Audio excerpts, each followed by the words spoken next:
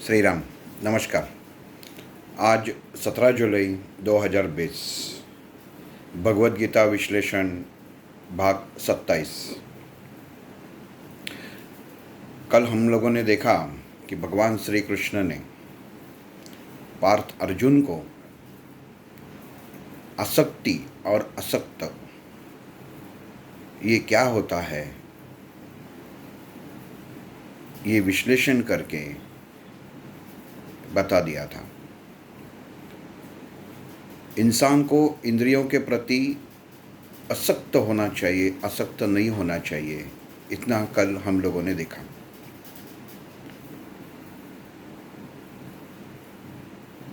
मैं वापस बताता हूँ, भगवान श्री कृष्ण अर्जुन को जो ज्ञान दे रहे हैं, जो उपदेश दे रहे हैं, जो नर नारायण में ये जो संभाषण हो रहा है,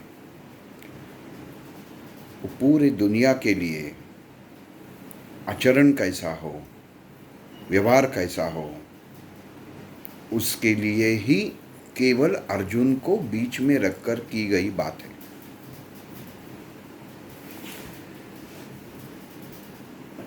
यहाँ पे अर्जुन कुछ ना कुछ सवाल लेकर ये युद्ध करना नहीं चाहता,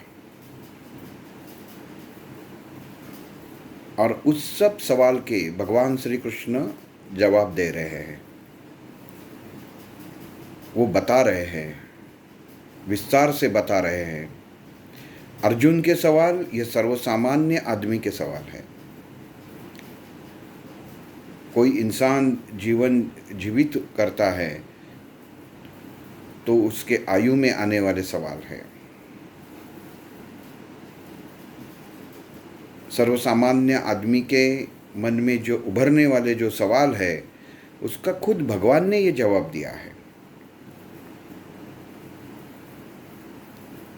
कर्मयोग में अगले श्लोक में भगवान श्री कृष्ण अर्जुन को कह रहे हैं, अगर तुम इतना ही कर्म नहीं चाहते और अगर तुम कर्म करने के बाद ये सोचते हो कि तुम मोक्ष नहीं पाओगे, तो मैं तुम्हें और एक उपाय बताता हूँ।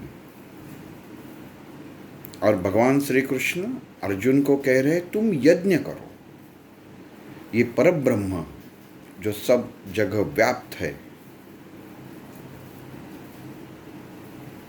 उसे यज्ञ कुंड समझ के ये युद्ध करके उसकी आहुति तुम उसे चढ़ाओ। अब ये बात अगर हम लोग भी वापस सुनेंगे तो समझने में थोड़ी सी दिक्कत है।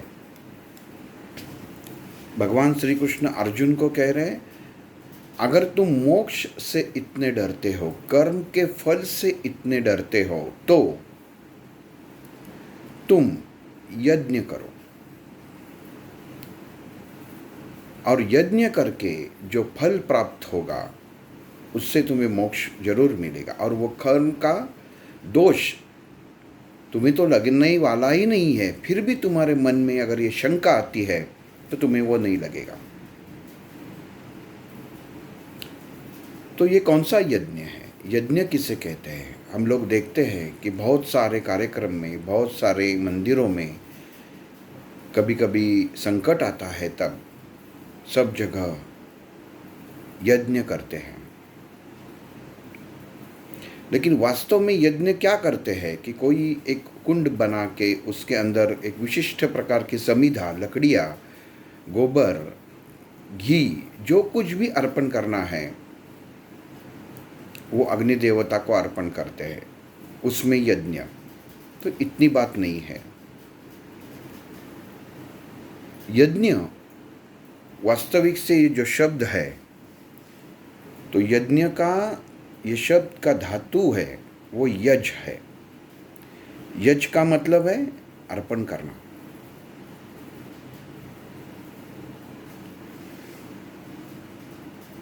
अपने से श्रेष्ठ जो है उसे कुछ तो कुछ आप अपने ओर से समर्पित कीजिए, उसका आदर सम्मान कीजिए। यही यज्ञ का अर्थ है। अर्पण करना, ये इसका मतलब है यज्ञ। तो इसके लिए आपको अग्नि जलाना ही पड़ेगा, ऐसे नहीं है। अब अगर आप किसी गरीब को, अगर आप किसी भूखे को, अभी आप किसी प्राणी जीव को अनाज भी खिलाते हैं, वो भूखे को अन्न खिलाते हैं, अनाज खिलाते हैं, रोटी खिलाते हैं, तो वो भी एक प्रकार का यज्ञ ही है। और ये यज्ञ का बुरा फल कभी भी इंसान को नहीं मिलता, क्योंकि आप मन से समर्पित करते हो। तो ये मन से समर्पित होना बहुत जरूरी है। कुछ ग्रंथों में लिखा है कि ये यज्ञ विष्णु को अर्पण करते हैं, विष्णु इसका मतलब है, लेकिन ऐसा नहीं है। विष्णु शब्द का भी अगर हम लोग धातु विश्लेषण करें तो विष आता है। इस विष, श, मराठी में उसको पोटफोड़े श कहते हैं, तो वो श हो जाता है विष। इसका मतलब है जो ये पूरे ब्रह्मांड में सब जगह फैला हुआ है, वो सर्वव्यापी, विश्वंभर, ब्रह्म तत्व इसे कहते हैं। विश्वंभर इसे कहते हैं पूरी दुनिया, जहाँ जहाँ पे जीवित सृष्टि है, जहाँ पे जीवित सृष्टि नहीं है, वहाँ पे जो व्याप्त है वो विश्वंभर।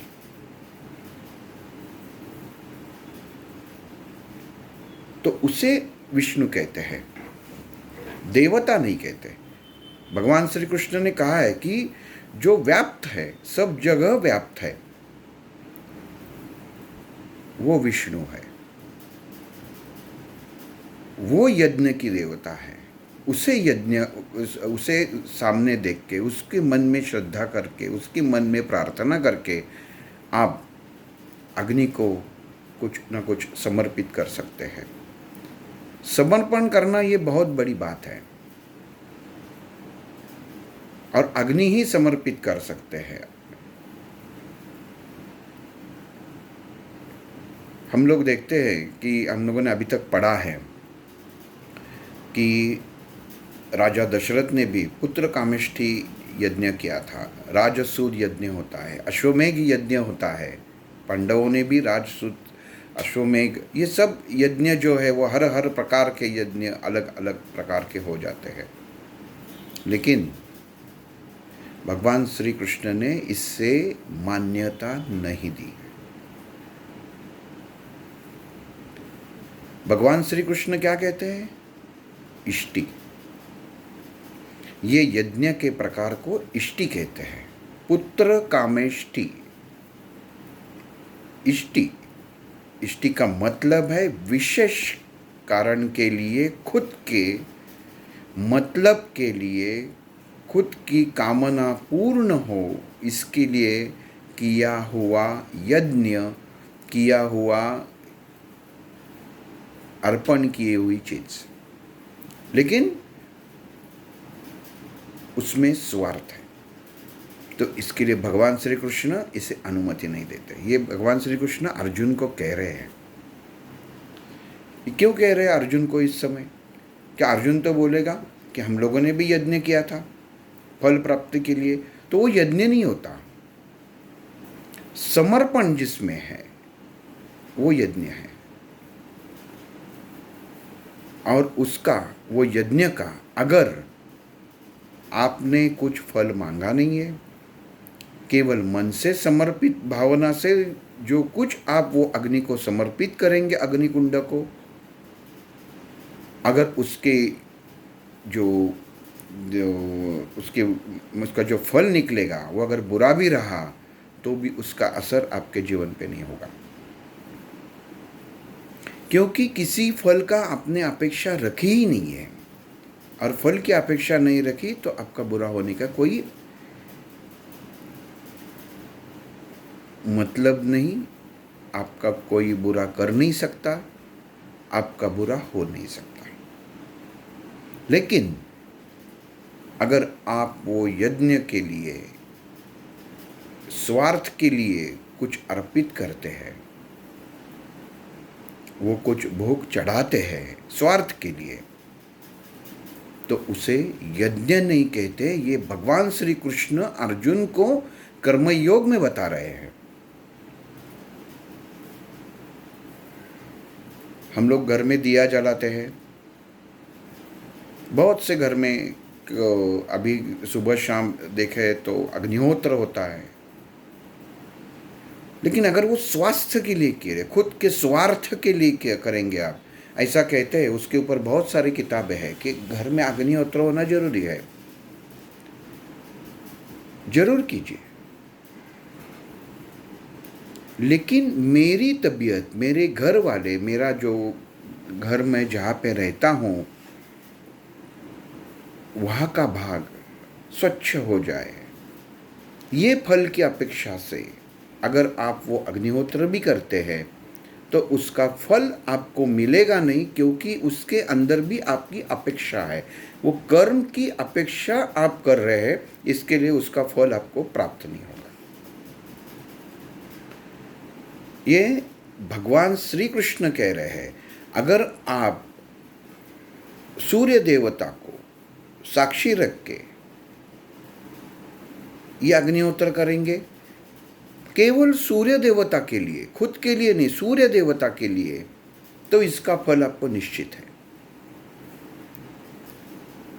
लेकिन मेरा मन प्रसन्न होता है, उभरने वाली तरंग अच्छी रहती है, मैं प्राप्त कर सकता हूं ये तरंग, बेशक आप प्राप्त करेंगे, लेकिन उसमें वो फल नहीं रहेगा जो आप भगवान सूर्य देवता को, अग्नि देवता को, ये अग्नि स्वरूप, इसमें जलाई हुई समिधा कोई भी स्वार्थ के बिना समर्पित करेंगे तो उसका फल बिना मांगे निश्चित है। आपको मालूम है कि आप जो समिधा अग्नि में चढ़ा रहे हैं वो योग्य है या अयोग्य है? वो जो दुकानदार से आप खरीद के लाते हैं तो आपको पता चलता है कि ये चीज़ का, ये पेड़ का ये समिधा है जो अग्नि के लिए चलता है। लेकिन अगर वो गलत निकला तो? समर्पण भाव जब हो जाता है और अपने यहाँ से कोई गलती हो जाती है तो भी वो भगवान परमेश्वर, परमात्मा, विश्वम्भर वो स्वीकार करता है।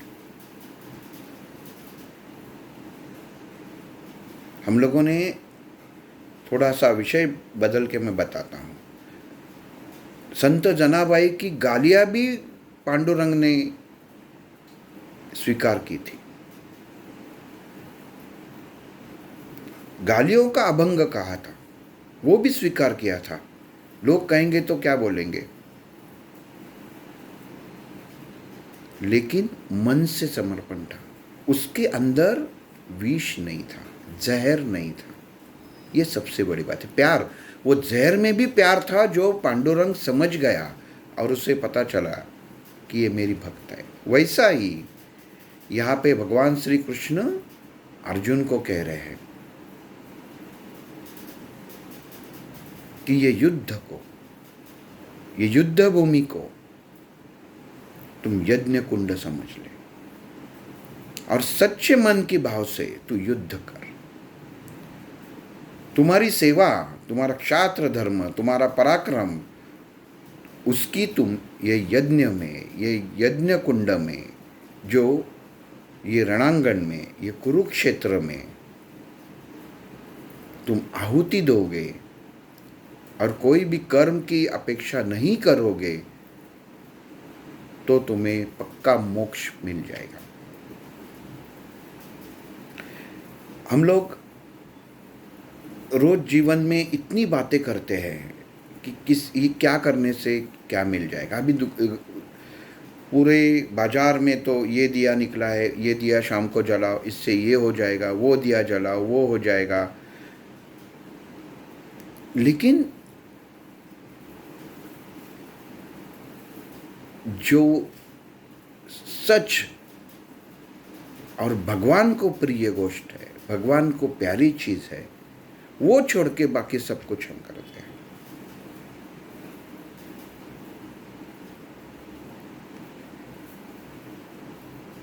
भगवान श्री कृष्ण यहाँ पे मन को समझा रहा है कि तुम्हारा मन भटकना नहीं चाहिए, तुम्हारे विचार कैसे होने चाहिए। अगर तुम कोई यज्ञ करते समय, कोई दिया जलाते समय मन में अपेक्षा रखते हो, मैं वापस बताता हूँ, कोई भी चीज़, कोई भी कृति आप समर्पित करते हो जिसमें आशा आपकी नहीं है, वो यज्ञ के बराबर है, उसमें अग्नि होता ही है। कोई भूखे को आप जब खाना खिलाते हो तो क्या होता है, उसके पेट में अग्नि जला हुआ है, उसको आप आहुति दे रहे हो, समझ के लीजिए। तो अग्नि प्रकट रहता ही है, आपको खाली केवल कोई इच्छा बिना छोड़ना है, और वही इंसान नहीं कर सकता। आप भगवान के सामने दिया जलाओ, ठीक है। कुछ लोग दिक्कतें में जीवन में, हर के जीवन में दिक्कतें आती है, तो कोई उपाय करते हैं। उसमें से कोई हनुमान जी के मंदिर में जाके इतने दिए जलाओ, शनि मंदिर में जाके इतने दिए जलाओ, ऐसे सब सारी बातें होती रहती है। लेकिन मेरा जो संकट है उस जाने के लिए मैं हनुमान जी के पैरों के यहाँ पे दिया जला रहा हूँ। अगर ये उम्मीद से आप दिया जलाएंगे तो आपका संकट जाने वाला नहीं है, क्योंकि आप अपने स्वार्थ के लिए भगवान को बोली लगा रहे हैं, अपने स्वार्थ के लिए भगवान को कुछ दे रहे हो, खुद के स्वार्थ के लिए। मीन्स उसका मतलब क्या हुआ, इष्टि। जैसे भगवान श्री कृष्ण ने कहा, इष्टि एक यज्ञ का दूसरा प्रकार है, जिसके अंदर इंसान को कितना भी वो अग्नि को दान दे, अर्पण करे, लेकिन अगर उसके अंदर उसका मन अटका हुआ है, वो फल की अपेक्षा करता है, तो उसका फल उसे अच्छा भी मिल सकता है, बुरा भी मिल सकता है, लेकिन उससे यज्ञ कहा नहीं जा सकता। ये भगवान श्री कृष्ण ने कहा है। रोज के जीवन में हम लोग देखते हैं, ये सुबह नहाते हैं, भगवान के पास दिया जलाते हैं,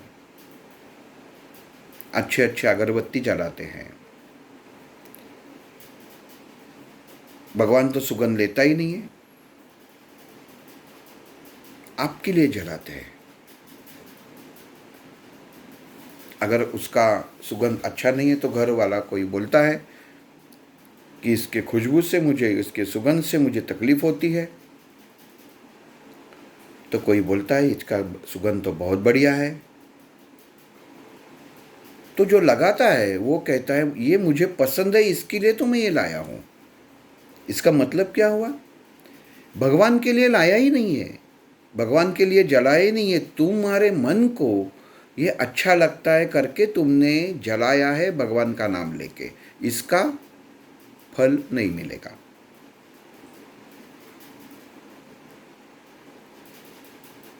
आप दिया जलाते हैं भगवान के पास, तेल डाल देते हैं, घी डाल देते हैं, मैंने इसका घी डाला, ये अच्छा है, ये गौ माता का है, ये भैंस का है, ये इतने रुपए का है, फिर भी मैं भगवान को वो चढ़ा देती हूँ, फिर उससे भगवान के दिए के लिए वो चढ़ा देता हूँ, वो करती हूँ, कुछ मतलब नहीं, उसका फल प्राप्त कुछ नहीं। भला आपने दिया नहीं लगाया तो भी चलेगा, क्योंकि इसके अंदर आपका स्वार्थ है। भगवान ये नहीं देखता कि आपने कौन से घी से, कौन से तेल से दिया जला है, उससे आपने मन से क्या अर्पण किया है, वो ज़्यादा सबसे बड़ा महत्वपूर्ण है। प्रसाद क्या चढ़ाया वो महत्वपूर्ण नहीं, आपकी श्रद्धा कितनी है उसके अंदर, आसक्ति कितनी है, वो जरूरी है। मन का यज्ञ, शरीर का यज्ञ, उपवास रखते हैं भगवान के नाम, वो यज्ञ ही है। वो पूरा दिन वो यज्ञ कुंड जला हुआ रहता है, रोज कुछ ना कुछ खाने की आदत रहती है, लेकिन उस दिन नहीं मिलता तो शाम को कितने बजे उपवास छोड़ना है, उसके विचार मन में आ जाते हैं। मैं क्या खा सकता हूँ, क्या खा सकती हूँ, खाकर उपवास किया तो चलेगा, ये मन में सवाल आ जाते हैं। फल की अपेक्षा बड़ी बड़ी है। भगवान के प्रति अगर आपको कुछ सच्चे दिल से, सच्चे मन से कोई यज्ञ करना है, ये यज्ञ है। उपवास करना भी एक यज्ञ है। आप कुछ खाए बिना भी अपने पेट के अंदर जले हुए अग्नि को, अपने मन में तैयार होने वाले विचार, आपके मन में उत्पन्न होने वाले, आप मन से कहने वाले मंत्र, स्तोत्र, कोई पोथी, कोई पुराण, उसके जो उच्चार है वो, उसको आप पेट में जो आपके अग्नि जलता है उससे अर्पण करते हैं, वो जलता ही है। तो फिर भूख कहाँ से लगती है? भूख यहाँ से लगती है, दिमाग से लगती है, मैंने कुछ खाया नहीं। शरीर तो कुछ मांगता ही नहीं है, जितना अग्नि जलना चाहिए उतना जलता ही है। आपकी बुद्धि गलत काम करती है। भगवान श्री कृष्ण ने क्या कहा? सुबुद्धि भी है, कुबुद्धि भी है। कितनी बुद्धि का आपको इस्तेमाल करना है वो हर इंसान के ऊपर निर्भर है। एक चपाती की जगह आप 6 चपाती खाएंगे तो आपका पेट खराब होने वाला है। वो पेट खराब नहीं होता, आपका पेट का अग्नि खराब हो जाता है। इसका मतलब है आपके पेट में, आपके शरीर में जो अग्निकुंड है वो जलने के अंदर आप दिक्कत पैदा कर रहे हैं। उसका अर्थ ये है। विशिष्ट कार्य के लिए कुछ अगर आप उपवास रखते हैं कि मुझे ये प्राप्त हो, मुझे वो प्राप्त हो, तो वो आपको उसी संकल्प से चलना पड़ेगा, वही संकल्प से चलना पड़ेगा। कोई अपने कुलदेवता के प्रति उपवास रखता है, दोपहर को जो कुछ है उपवास का खा लेता है, शाम को जो अनाज है, चपाती है, उसमें से चावल है, सब्जी है, वो खा के छोड़ता है और बोलता है कि दिन भर मैंने उपवास किया। दिन भर खा के पेट के अग्नि को वो इतना फुला देता है कि पेट के अंदर वायु तैयार हो जाता है, अपान बदल जाता है। ये उसको पता नहीं चलता। वैद्य के पास जाता है और कहता है मैंने आज उपवास रखा। इसके लिए वैद्य पूछता है कि आपने क्या खाया उपवास का? तो बोलता है कि मैंने ये खाया। तो वैद्य बोलता है बस उसकी वजह से आपका पेट बिगड़ गया है, आपको पित्त हो गया है। लेकिन वास्तव में आपका शरीर का जो अग्नि है, वापस ठीक से सुनिए, आपके शरीर का जो अग्नि है, वो अग्नि में जितनी आहुति, जिस चीज की आहुति देनी होती है उससे कम और ज़्यादा आहुति आप देते हैं। इसी वजह से आपके शरीर का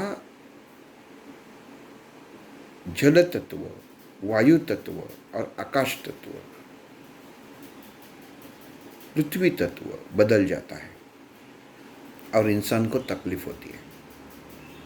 उद्दिष्ट मैं क्यों बोल रहा हूँ कि भगवान श्री कृष्ण ने अर्जुन को भी कहा कि तुम अगर किसी उद्देश्य, मैं तुमको बोल रहा हूँ है पार्थ अर्जुन कि तुम्हें युद्ध करना है, तुम निस्वार्थ से, अगर निस्वार्थ विचार से, निस्वार्थ कर्म से अगर ये युद्ध करोगे और इसे यज्ञ मानोगे, तुम्हारे कर्म को तुम अगर युद्ध के लिए आहुति समझते हो तो तुम्हें वो बहाल करनी है। उसके लिए मन में अगर तुमने इतना भी प्रश्न रखा कि मुझे इससे मोक्ष प्राप्त हो जाएगा, तो वो ये यज्ञ नहीं होगा, वो स्वार्थ के किया हुआ यज्ञ हो जाएगा। उसे यज्ञ कहते ही नहीं है, इष्टि बोलते हैं। तो कृति करने से पहले भी तुम सोच ले। अर्जुन अगर कल बोलता है कि ठीक है हे केशव, अगर तुम बोल रहे हो तो मैं ये कर्म कर लेता हूँ, ये युद्ध भूमि को मैं यज्ञ कुंड मान लेता हूँ, सबको मार देता हूँ, तो चलो अच्छा हुआ तुमने मुझे बता दिया कि मैं तो मोक्ष के लिए प्राप्त हो जाऊंगा, मुझे कोई पाप नहीं लगेगा, तो मैं कृत्य करने के लिए तैयार हूँ। देखिए, ये मन में सवाल आना भी एक स्वार्थ है। भगवान श्री कृष्ण ने क्या कहा? मन में कुछ मत लाओ, तुम युद्ध करो, मन में कुछ लाओ, फल की अपेक्षा न करो, वो तुम्हें मिलने ही वाला है। लेकिन अगर इसमें से गलत फल मिला तो भी उसके हकदार तुम नहीं होगे। तुम्हें गलत फल का भी फल का तुमको प्रसाद नहीं मिलेगा।